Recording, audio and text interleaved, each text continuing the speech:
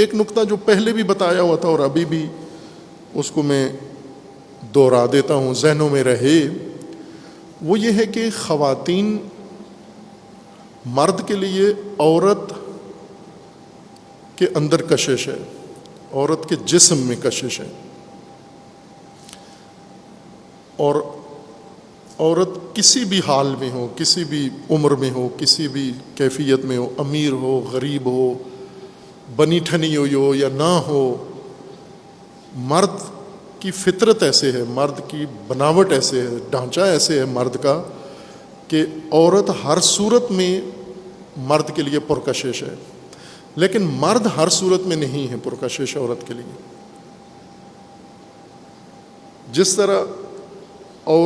طرح مرد کی ساری دلچسپی عورت میں ہے، آپ نے سڑکوں پہ دیکھا ہوگا، بارہا دیکھا ہوگا، خود تجربہ بھی کیا ہوگا، دوسروں کو بھی دیکھا ہوگا کہ اگر ایک عورت بے حجاب گزر رہی ہو تو سارے مرد اس کو دیکھتے ہیں، جماعت کے ساتھ نیت کر کے باقاعدہ اس کو نگاہ کریں گے۔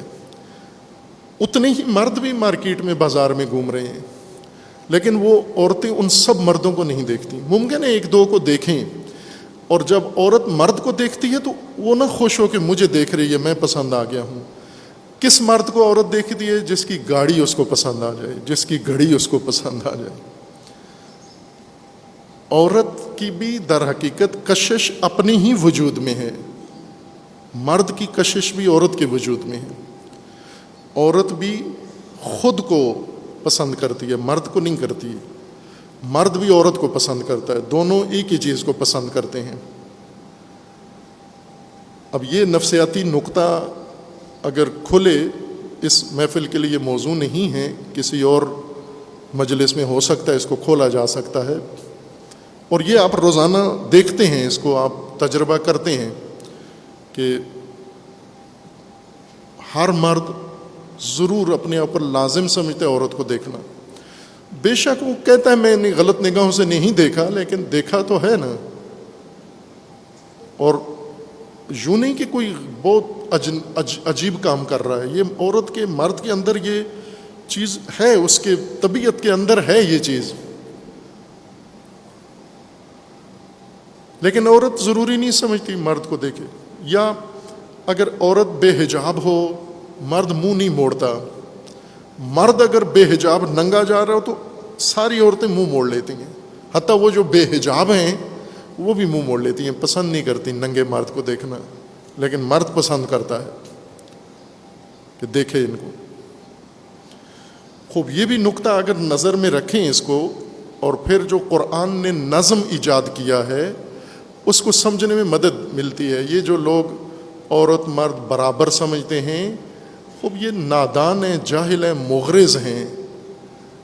عورت بناوٹ میں، احساسات میں، طبیعت میں، اپنی اندرونی اس رجحانات میں مرد سے مختلف ہے۔ بعض اوقات مسخ ہو جاتے ہیں اور مرد زنانہ بن جاتے ہیں، بعض عورتوں میں مردانہ پن آ جاتا ہے، یہ استثناء ہے، لیکن عموماً ایسے نہیں ہے۔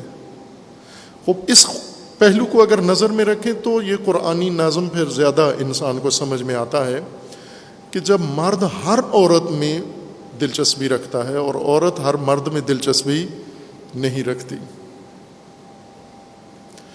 عورت دکانوں میں دلچسپی رکھتی ہے، دکانوں میں پڑے ہوئے سامان میں دلچسپی رکھتی ہے، دکاندار میں ذرا دلچسپی نہیں رکھتی، گاڑی میں دلچسپی رکھتی ہے، ڈرائیور کو بالکل نظر انداز کرتی ہے، ڈرائیور اس کو بالکل اچھا نہیں لگتا، گاڑی بہت اچھی لگتی ہے، لیکن چونکہ اس مالک یہ ہے تو لہٰذا یہ مرد خوش نہ ہو کہ عورت اس کی طرف توجہ کر رہی ہے، یہ اس گاڑی کی وجہ سے ہے، گاڑی کا احترام ہے جو تجھے مل رہا ہے۔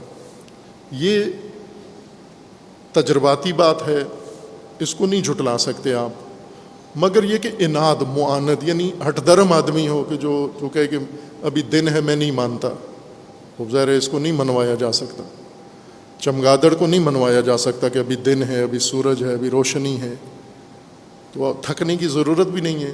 رسول اللہ کو بھی اللہ نے فرمایا تھا کہ چھوڑ دو، سواء علیہم اانذرتہم ام لم تنذرہم لا یؤمنون ختم اللہ علی قلوبہم. اناد اور الحاد یہ ہٹ درمی ہیں، انہیں نہیں منایا جا سکتا، سمجھایا نہیں جا سکتا، لیکن یہ ایک اپنی جگہ حقیقت ہے. یہ خوب اگر اس حقیقت کے تناظر میں دیکھیں تو گھریلو ڈسپلن یہ ہے کہ النساء حرث لکم.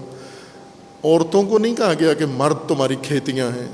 عورتوں کی کھیتیاں کیا ہیں؟ مارکیٹیں، اشیاء، زیورات، وہ ان کی کھیتیاں ہیں. چونکہ عورت کا دماغ دن رات اسی میں رہتا ہے، لیکن مرد کا دماغ سارا عورت میں رہتا ہے.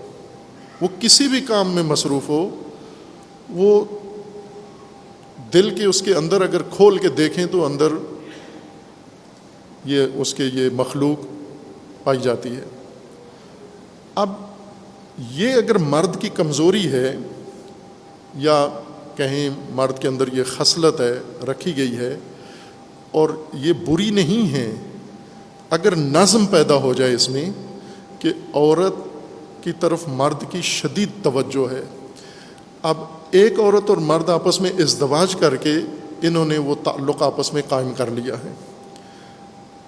اب یہ جو عورت مرد کے گھر میں ہے، اس عورت کو پتہ ہونا چاہیے کہ یہ مرد شادی کے بعد اگر اس نے وہ ضرورت پوری نہیں کی مرد کی تو یہ ہر عورت کو دیکھے گا. یہ